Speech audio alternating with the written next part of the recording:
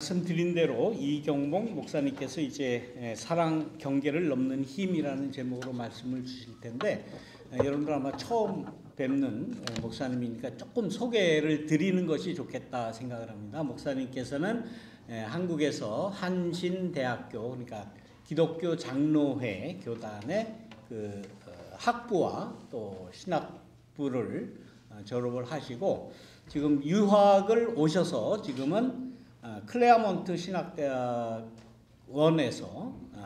박사 과정에 지금 계십니다. 그러시고 우리 목사님은 지금 현재 우리는 지금 PCUSA잖아요, 미국 장로교회. 근데 이제 목사님이 속해 있는 교단은 Disciples of Christ라고 하는, 우리 한국에서는 제자회라고 이야기하는 그 교단에서 교단의 일을 하고 계세요. 이제 그런 교회가 여러 교회가 있는데 그 교회들을 다 이렇게 그 디렉터로 또 코디네이터로 일을 하십니다. 우리의 생각으로는 이제 노회에 계시면서 여러 교회, 특히 한인 교회들을 이렇게 잘 관장을 해서 인도하시고 지도하시는 그런 일을 하고 계시고, 지금 교회는 저기 온타리오에 있는 First Disciple Church이죠? 네, First Christian Church라는 곳에서 Multi-Ethnic Ministry를 하고 계시는 거예요. 그러니까 다인종 목회를 지금 하고 계십니다. 그래서 이제 제가 목사님을 알게 된 것은 이제 작년부터 알게 되었고, 여러 차례 이렇게 말씀을 나누는 가운데 앞으로 이 한인 교회의 모든 모습이 이제 그 다인종 교회, 다인종 그 목회하는 교회로 변화되지 않으면은 좀 힘들겠다라는 그런 생각을 하게 되었고, 또 우리 교회도 역시 앞으로 모든 목회의 방향을 그쪽으로 지금 가지고 있기 때문에 여러 가지 면에서 제가 도움을 많이 받고, 또 그 현재 다인종 목회를 하고 계시기 때문에 많은 그 어드바이스 또 좋은 그 생각을 많이 듣고 있습니다. 그래서 언제 한번 우리 교회에 오셔서 한번 말씀을 같이 나눴으면 좋겠다 하고 사실 작년부터 생각을 했었는데, 차일피일 또 이러저러한 그 일이 있어서 오늘에서야 이렇게 오시게 되었습니다. 오늘 말씀을 함께 잘 들으시고 앞으로 좋은 관계가 또 이루어지기를 간절히 바랍니다. 이제 이경봉 목사님 나오시겠습니다. 우리 박수로 한번 환영을 해주십시오.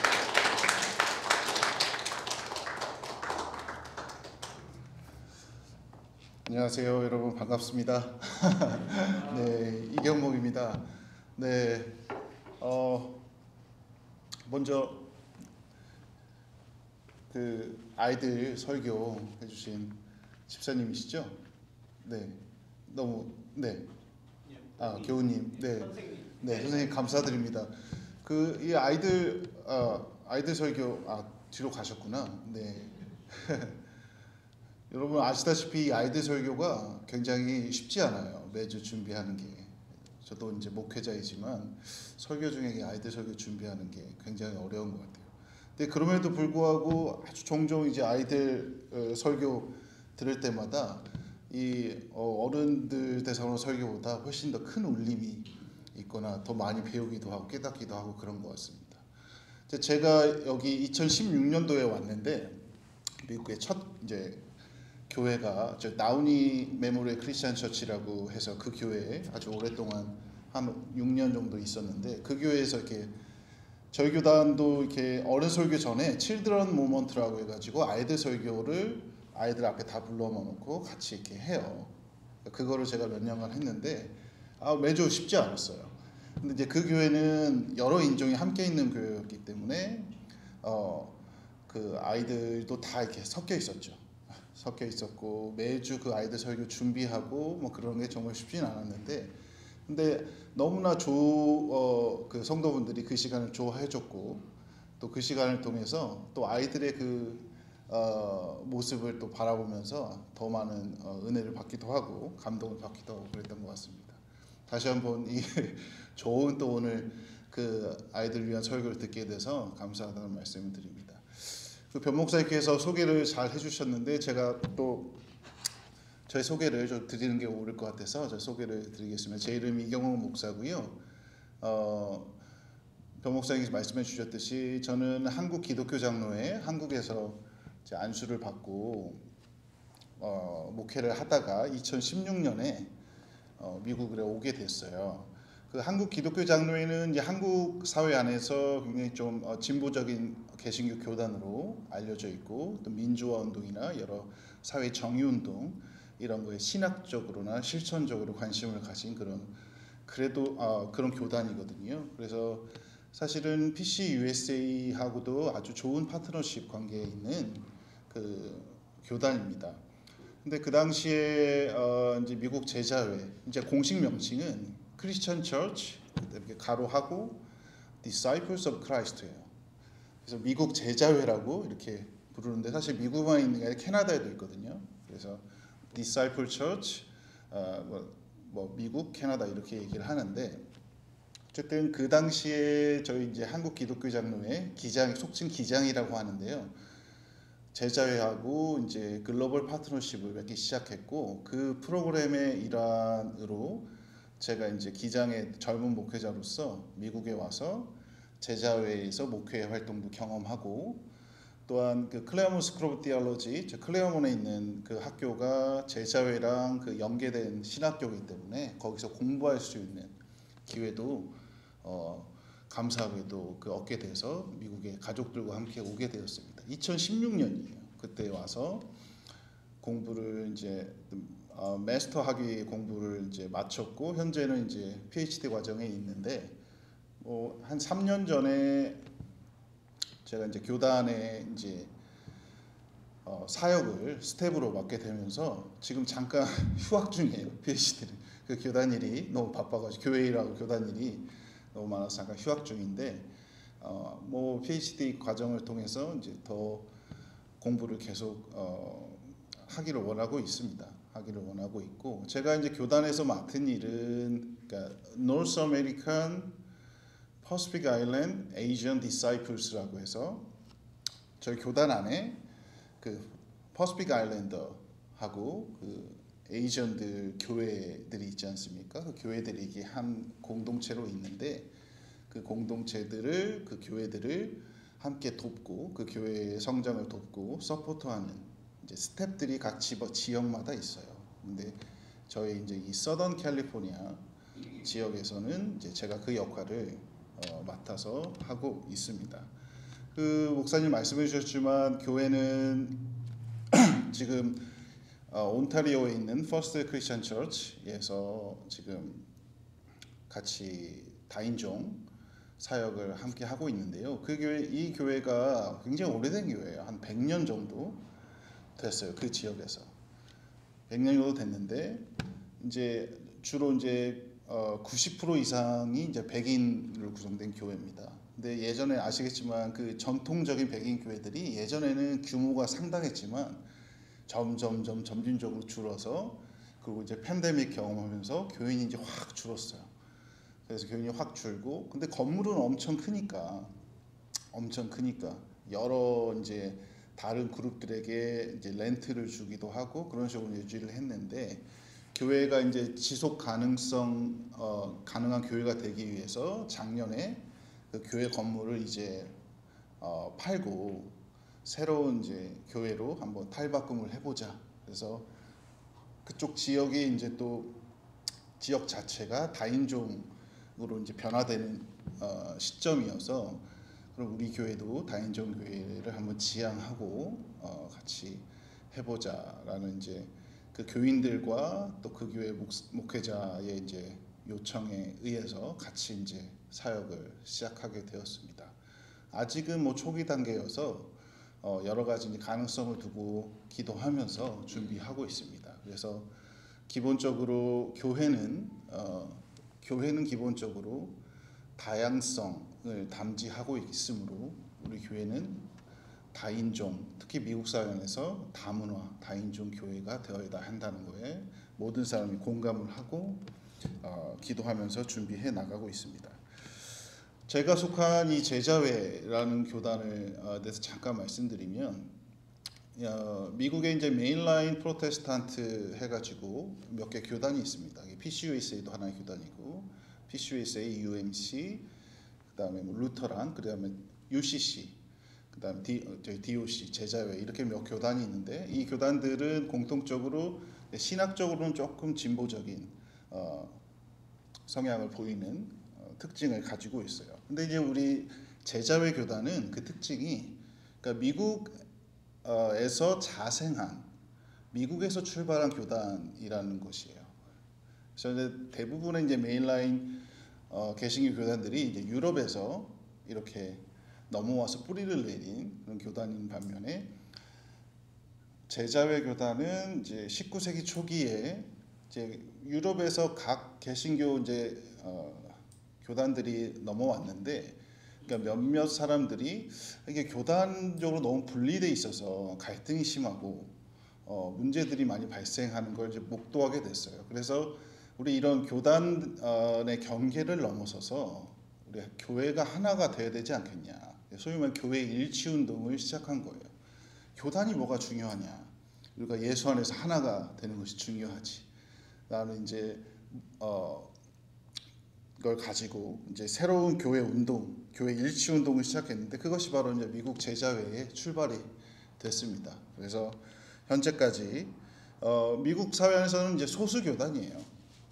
작은 교단입니다. 작은 교단이고, 하지만 그러니까 각종 어떤 사회 이슈들이나 그리고 여러 가지 인종, 성별, 사회적 지위에 관련된 차별들에 대해서 우리가 저항하면서 교회가 이러한 정의와 사회 평등과 하나님의 나라 운동을 위해서 함께해야 된다는 목표를 가지고 이 제자회는 지금 존재하고 있습니다. 제자회가 그러니까 지난주 어제까지 제가 우리 제 교단에서 있었던 행사에 이제 참여했었는데요.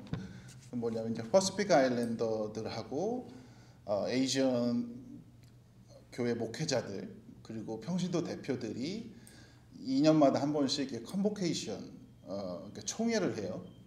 이번에는 저기 솔트레이크 시티에서 어제까지 4일 정도 했었는데, 그 총회를 제가 다녀왔습니다.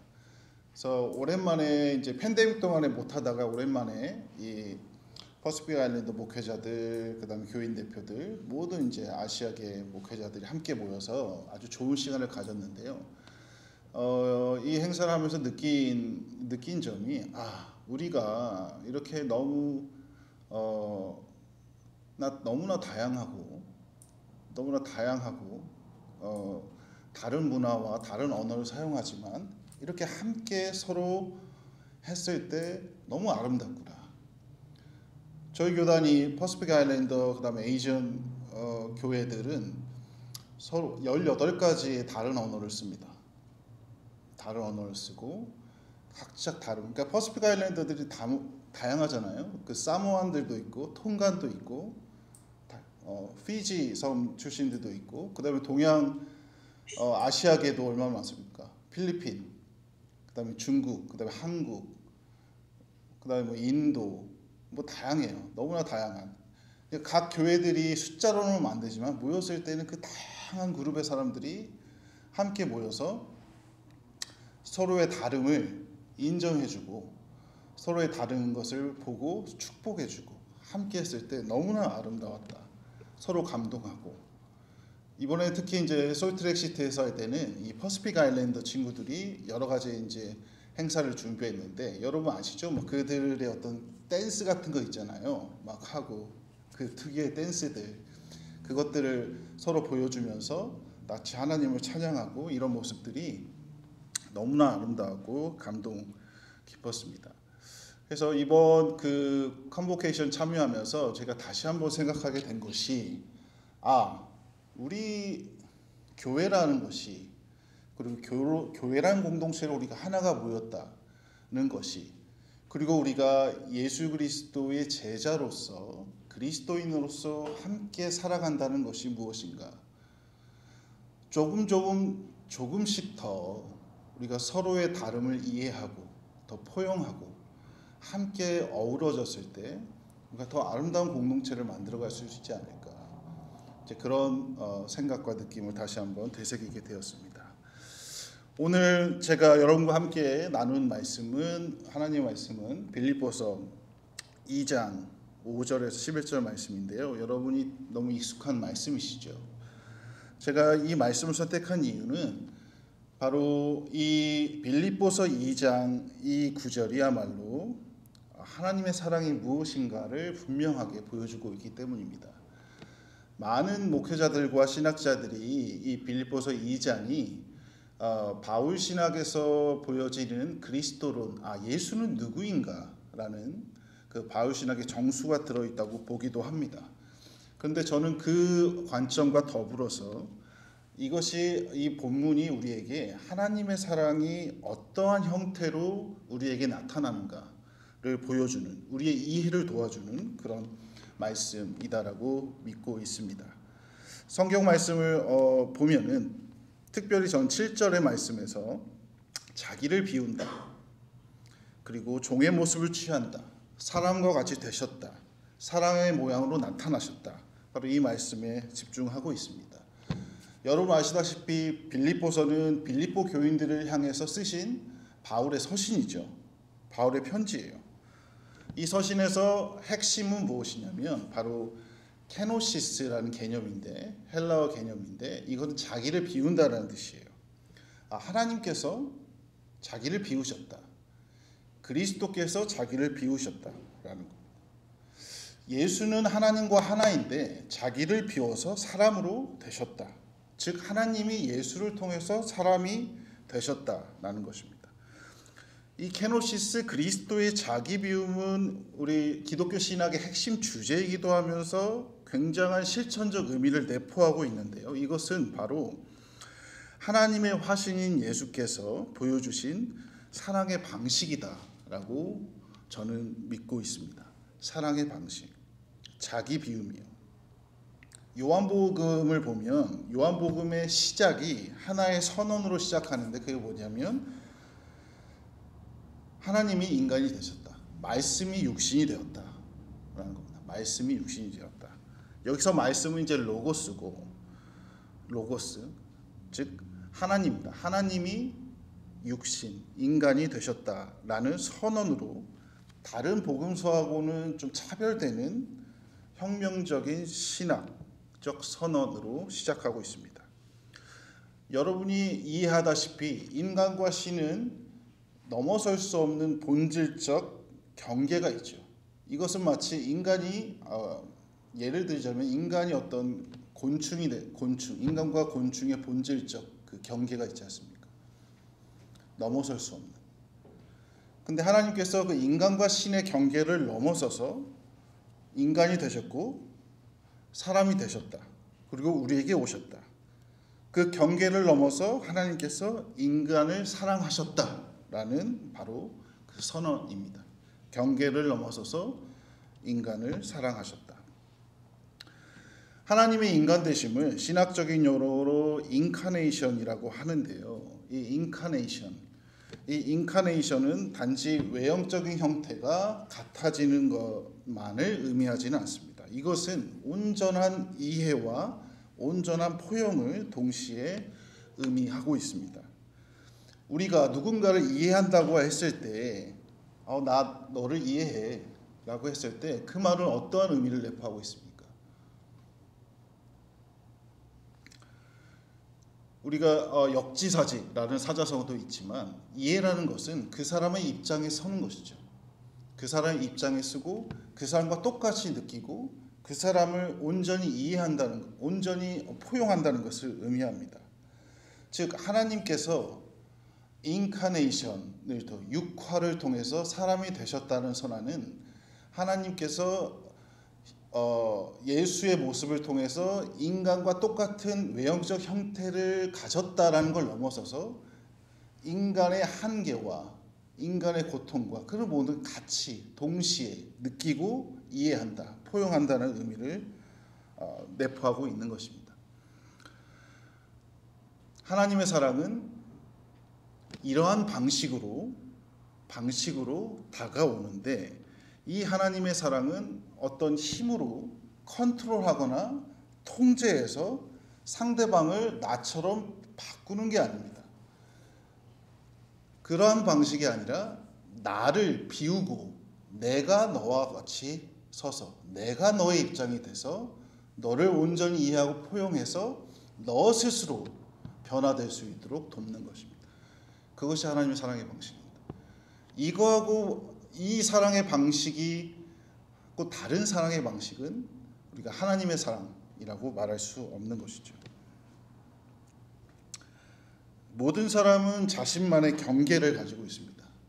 바운더리를 가지고 있어요. 자기만의 바운더리. 다시 말하면 자신만의 어떤 윤리적 가치, 윤리적 판단 기준을 가지고 있다는 말씀입니다. 매 순간 우리에게 찾아오는 어떤 선택의 순간과 가치 판단의 순간에 우리가 각자가 가진 윤리적 그 가치들은 작동합니다. 의식적으로든 무의식적으로든 작동해서 구별하죠. 그런데 분명한 것은, 우리가 동의해야 될 것은 무엇이냐면, 내가 지금 가지고 있는 어떠한 윤리적 기준도 고정불변의 진리가 아니라는 점입니다. 모든 윤리적 규범들은 인류 역사 가운데 공동체의 안위와 번영을 위해서 형성되어 온 것들입니다. 변화되었고 형성되어 왔습니다. 그것이 우리에게 흡수되어서 나 자신도 모르게 나 자신의 윤리적 가치, 규범들을 형성하고 있는 것이죠. 그러므로 이 말은, 우리는 어떤 새로운 사회적 변화들에 대한 우리 자신의 윤리적 규범들을 지속적으로 재평가하고 형성되어야 됩니다. 재형성되어야 됩니다. 이건 마치 성경이라는 책이 우리에게 주어졌는데, 이 성경은 문자 그대로 고정불변의 진리가 있는 것이 아니라, 이 성경은 인류의 역사 가운데 그 상황에 맞게 끊임없이 재해석되고 재평가되었다는 것입니다. 예를 들어서 우리가 AI가 지금 엄청난 속도로 발전하고 있지 않습니까? 여러분도 다 챗 GPT 사용하고 계시죠? 사용해 보셨거나. 하루가 다르게 이 기술의 발전 속도가 엄청 빨라지고 있는데, 아직 우리는 이 AI에 대한, 이 기술에 대한 윤리적 규범을 가지고 있지 못합니다. 즉, 어떻게 사용하는 것, 어디까지 사용하는 것이 적당하고 옳은 일인가에 대한 그 사회적 합의가 아직 없다는 이야기예요. 나 스스로도, 우리 각자도 가지고 있지 못하고요. 즉, 내가 태어나서 어느 한 문화권 안에서 어떠한 공동체 안에서 성장해 오면서 내 안에 형성된 윤리적 가치들을 다 가지고 있는데, 이것이 고정불변의 진리가 아니라 이것은 인류 역사를 통해서 끊임없이 재평가되고 재형성되어 온 것이다. 이 말은 즉슨 앞으로도 내가 가진 윤리적 가치와 판단 기준은 끊임없이 재평가되고 재형성되어야 함을 말합니다. 저희 제자회, 저희 교단에서는 정기적으로 이제 목회자들이 그 바운더리 트레이닝이라는 거를 해야 돼요. 바운더리 트레이닝. 이것은 이제 목회자 윤리에 관련된 그 수업인데, 끊임없이 이제 각 교회가 맞이하는 상황에 따라서 내가 목회자로서 어떤 언행을 하는 것이 옳은 것인가에 대한 사례 연구를 끊임없이 하는 거예요. 예를 들어서 교인을 신방할 때나, 그리고 성소수자가 교회에 찾아왔을 때나, 그들에게 어떠한 목회자로서 올바른 언행을 할 수 있을까, 그리고 교회 재정을 다룸에 있어서 목회자가 어떻게 언행을 하는 것이 옳은 일인가, 접근하는 것이 옳은 일인가, 다양한 상황에 대해서 어떻게 접근하는 것이 건강할 것인가에 대한 고민을 나누는 것이죠. 정답은 없습니다. 각 사례에 따라서 서로의 지혜들을 모으고 이건 이렇게 하는 것이 어떨까 나누고 고민하고 함께 이제 길을 찾아가는 것이죠.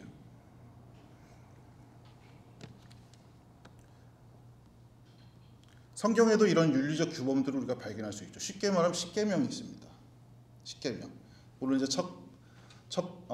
십계명의 서두 부분은 하나님에 대한 이해를 다루고 있지만 뒷부분은 윤리적 규범들이지 않습니까? 예를 들면 살인하지 말라, 내 이웃의 재산을 탐하지 말라, 이런 것들이 이제 윤리적 규범이죠.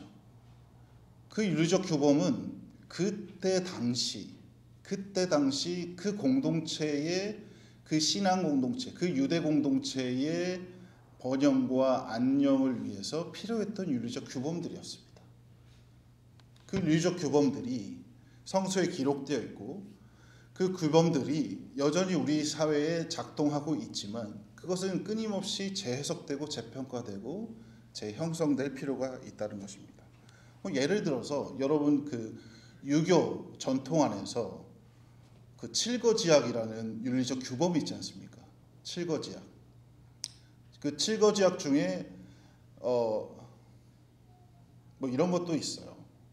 그 다툼, 말싸움이나. 그러니까 칠거지약이 뭐냐면 어느 이제 여인이 결혼을 해서 집에 왔을 때 그 여인이 해서는 안 되는 7가지. 그 7가지를 범하면 집에서 쫓겨나는 거예요. 그 집에서.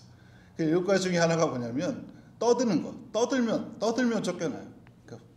그 다투면, 말싸움하고 다투고 떠들고 하면 쫓겨나고, 또 칠거지약 중에 있는 게 뭐냐면 질투의 마음을 가지면 쫓겨나고, 아시다시피 아들을 낳지 못하면 또 쫓겨나고, 뭐 그러한 것이 있다는 말이죠.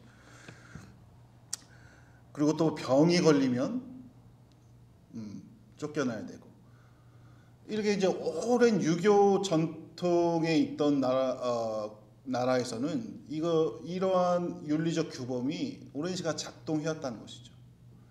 근데 여러분, 그 누구도 이 시대의 여인들은 이 윤리적 규범이 맞다고 말할 수 없는 것이죠. 재평가되고 재형성되어야 되는 것입니다. 여러분 아시다시피 20세기 초까지, 미국 사회도 그럽니다. 유럽 사회도 그러고 20세기 초까지 여성에 대한 어떤 권리 굉장히 제한적이었습니다. 20세기 초까지 미국은 여성들이 투표권이 없었어요. 그리고 그 시대까지 여성의 사회적 역할은 지극히 제한되었고, 여성은 마땅히 가정에서 아이를 돌보고 살림을 하는 거에 시간과 에너지를 쏟는 것이 윤리적으로 옳다라고 사람들은 생각했습니다. 근데 그 윤리적 규범은 지금 우리가 살고 있는 이 시점에는 맞지 않죠. 맞지 않습니다.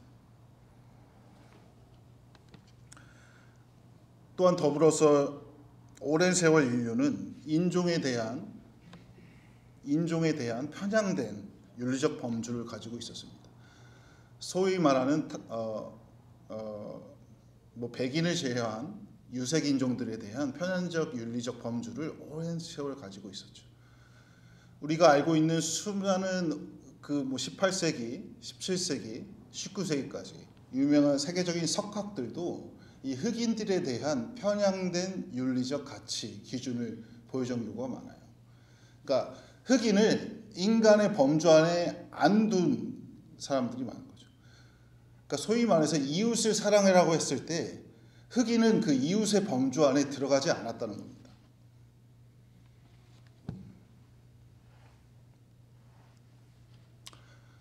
그런데 오늘 함께 읽은 빌립보서 말씀을 보면 하나님은 어떻게 사랑하시나요? 경계를 넘어서 사랑하십니다. 그것이 하나님의 사랑의 방식입니다. 예수께서 또한 삶을 통해서 바로 그 경계를 넘는 하나님의 사랑을 보여주셨죠. 마가복음 3장에 보면 재미있는 에피소드가 나오는데, 예수께서 사람들 앞에서 이제 강론을 펼치고 계셨죠. 근데 제자들이 뒤에서 이제 서 있다가 문 밖에 예수의 가족들이 찾아온 걸 이제 알게 되었어요. 그래서 예수께 가족들이 문 앞에 왔습니다. 그랬더니 예수께서 뭐라고 얘기했습니까? 누가 내 형제고 자매냐? 누가 내 어머니냐?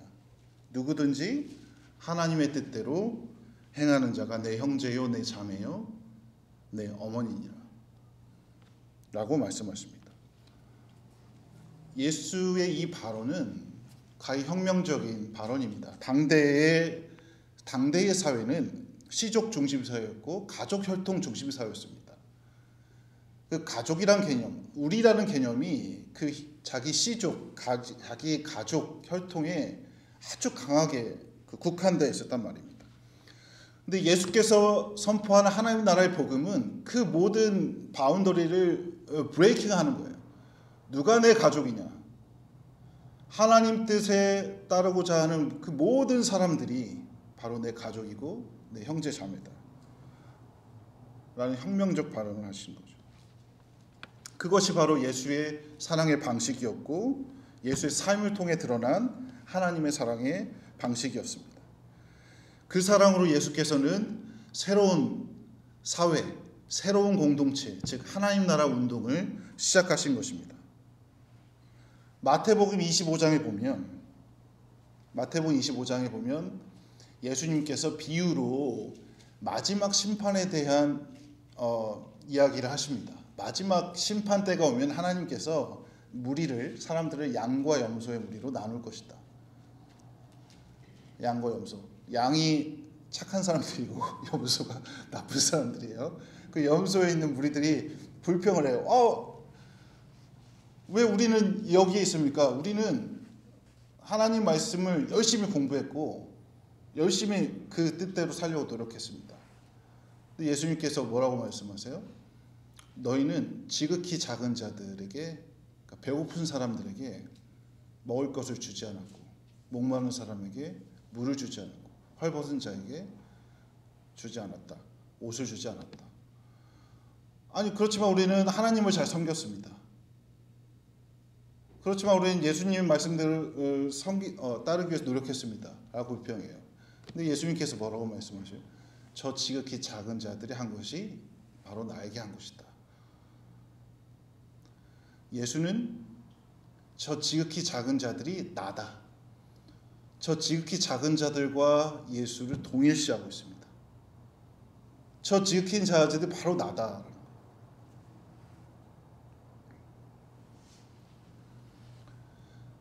예수님의 사랑의 방식이었습니다. 예수님의 사역을 보십시오. 예수님은 그들과 같이 드셨고 그들과 함께 살았고 먹고 마셨고 그들 가운데 계셨습니다. 염소에 물렸던 그 유대인들 무리들은 그때 당시에 여러분 성경을 통해서 이제 아시겠지만 유대인들은 사마리아인들과 대화를 하지 않았습니다. 그들과 접촉하지 않았어요. 왜냐하면 그것을 죄라고 여겼기 때문입니다. 유대인들은 사마리아인은 우리가 이제 구약의 이웃을 사랑하라 레위기에 나와 있지 않습니까? 이웃을 사랑하라. 유대인들에게 사마리아인은 이웃이 아니었습니다. 이웃의 바운더리 안에 들어가 있지 않아요. 사마리아인들은. 그들하고 이야기하고 접촉하고 하는 것은 죄로 여겨졌단 말입니다. 근데 예수는 저 사마리아인들이 지극히 작은 자들이었고 그 사마리아인들이 바로 나 자신이었습니다. 동일시하고 있어요. 그들이 바로 나고 그리고 예수의 사역의 핵심은 바로 그들 가운데 들어가셔서 그들과 먹고 마시고 그들과 함께 하는 것이었습니다. 그리고 그들이 스스로 하나님 나라의 복음을 깨닫고 하나님 나라 운동에 동참하도록 그들을 응원하셨고 용기를 주셨습니다. 그것이 바로 예수님의 사랑의 방식이었고 바로 하나님 나라 운동의 시작이 되었던 것입니다. 부활하신 예수님께서 처음 가신 곳이 어디입니까? 여인들이 예수는 어디 있습니까? 너희들보다 먼저 갈릴리로 가셨다. 지극히 작은 자들 속으로 먼저 가셨다. 예수는 어디에 있는가? 지극히 작은 자들 가운데 있습니다. 왜? 예수는 바로 곧 지극히 작은 자들이기 때문입니다.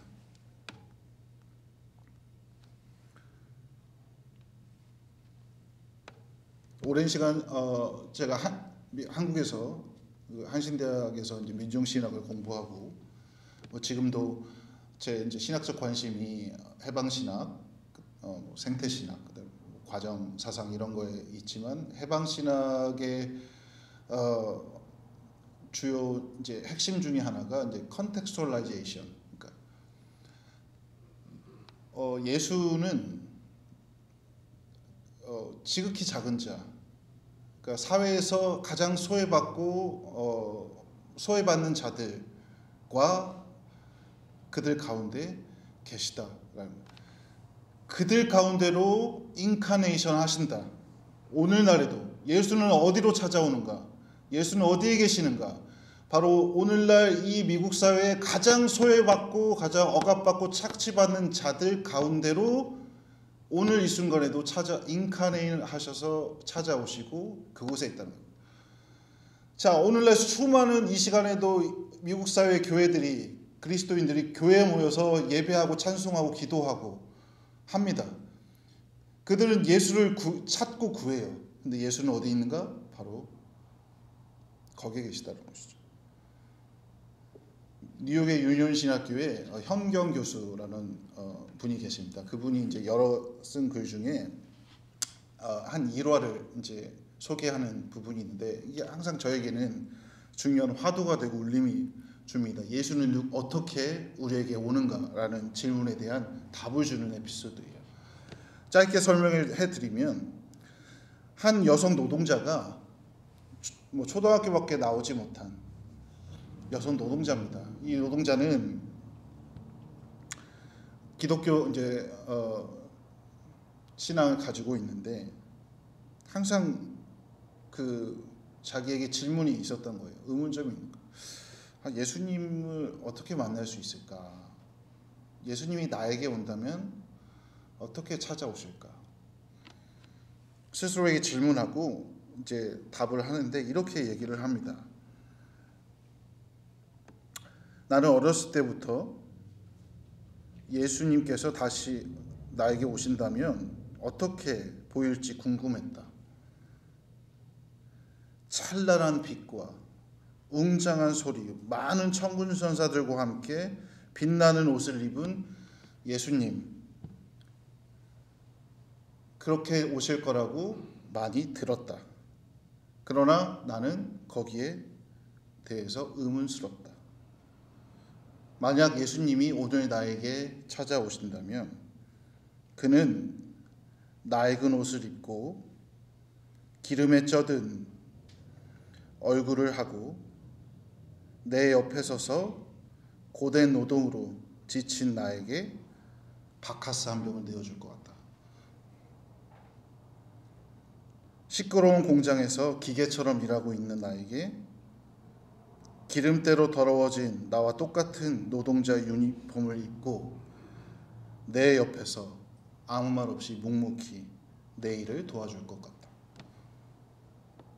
나는 바로 이 예수가 내 생명과 내 믿음의 기반이라고 믿고 바로 이 예수가 나와 같은 노동자를 구원할 것이라 믿는다. 놀랍지 않습니까?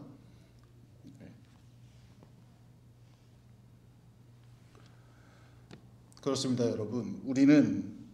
여기 있는 우리는 그리스도인이고 예수의 제자로서 살아가기를 고백하고 노력하는 사람들입니다. 그리고 우리 모두는 이 땅에 우리 모두가 행복한 하나님 나라가 만들어지기를 소망하고 있습니다.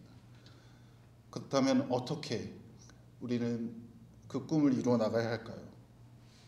성경은 분명하게 제시합니다. 이웃을 사랑하고 하나님을 사랑하라. 그렇다면 우리는 우리의 이웃을 내 몸처럼 어떻게 사랑해야 할까요? 그것은 경계를 넘어서는 일입니다. 경계. 우리 모두는 나만의 경계를 가지고 있습니다.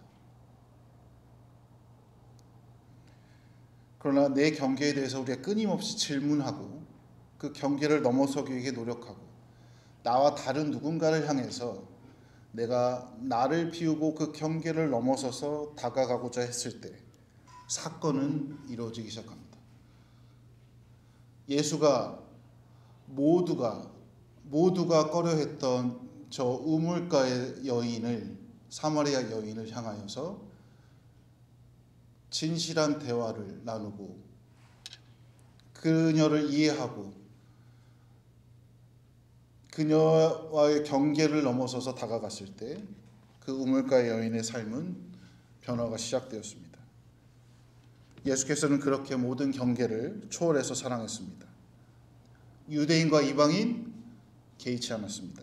남자와 여자 개의치 않았습니다. 부자와 가난한 자를 나누는 바운더리는 중요하지 않았습니다. 그 경계를 과감히 의도적으로 넘어서서 사랑했습니다. 그 순간 예수의 사건이 터지기 시작했습니다. 그것은 해방의 사건이요, 구원의 사건이요, 여전히 인류의 2000년 역사를 뒤흔드는 바로 메시아적 사건입니다. 우리는 나 자신도 모르게 이 사회 문화 가운데 답습되어 온 바운더리, 윤리적 판단, 범주를 가지고 있습니다. 그것은 끊임없이 우리 사회 안에 편견과 차별의 경계를 공고히 하고 있고, 그 경계는 우리로 하여금 우리의 사랑의 폭을 좁혀가고 있습니다. 그러나 오늘 빌립보서 말씀처럼, 그리고 2000년 전 예수께서 삶으로 보여주신 바로 그 사랑은 우리의 사랑의 폭이 경계를 넘어 끊임없이 넘어가야 함을 가르쳐주고 있습니다. 우리는 종종 나와 다른 생각을 가진 사람, 나와 다른 모습을 가진 사람, 다른 형태의 삶을 살아가는 사람들을 배척하거나 무시하거나 소외하거나 외면합니다. 때때로는 그들을 이해하려는 노력을 포기하기도 합니다. 방관하기도 합니다. 그러나 부활하신 예수는 포기하지 않고 여전히 갈릴리 민중 속으로 들어가셨습니다. 예수의 삶을 통해 드러난 하나님의 사랑은 포기가 없으시고 끊임없이 바운더리를 초월하고 넘어서서 다가갑니다. 이해하려고 노력합니다. 포용하려고 노력합니다. 바로 그것이 사랑입니다. 사랑하고 존경하는 우리 사우스베이, 그 다음에 한양장리교회 교인 여러분, 우리는 서로 사랑해야 됩니다. 내 바운더리 안에 머무는 이들만 사랑하는 것이 아니라 바운더리 밖에, 그 바운더리를 넘어서서 우리의 사랑을 실천해야 됩니다. 우리가 다른 사람들을 끊임없이 이해하고, 그리고 그들의 자리에 서서 그들의 고통과 삶의 고락을 함께 나누고, 그들의 문화와 그들의 다름을 존중할 때 바로 하나님의 사랑은 넓혀질 것이고 하나님의 나라는 조금씩 세워질 거라고 믿습니다. 바로 지극히 작은 자들이 바로 나다라고 선언하신 예수 그리스도처럼 우리 자신도 여전히 부족하지만 우리의 사랑을 경계를 넘어서 확장시켜 나갈 때 우리의 삶이 풍요로워지고 또한 이 땅이 더 아름다워질 것이라 믿습니다. 들어주셔서 감사합니다.